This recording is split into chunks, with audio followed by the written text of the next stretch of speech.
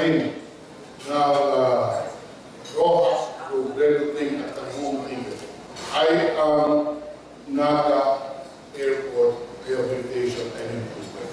Pero kung nakalaan dyan na 3.5 billion for the expansion of the apron and reorientation of the runway and construction of new airport facilities.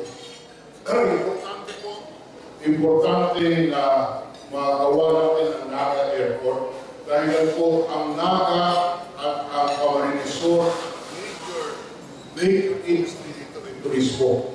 Noong mga nakaraang taon, Camarines Sur had the highest number of tourists.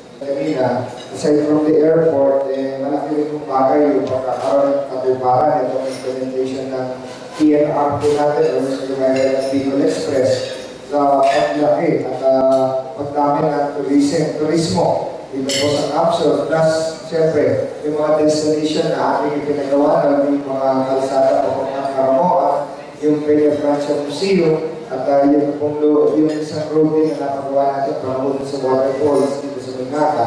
Ay talaga po, yun ay makikita natin kapakita sa pagdami ng turismo.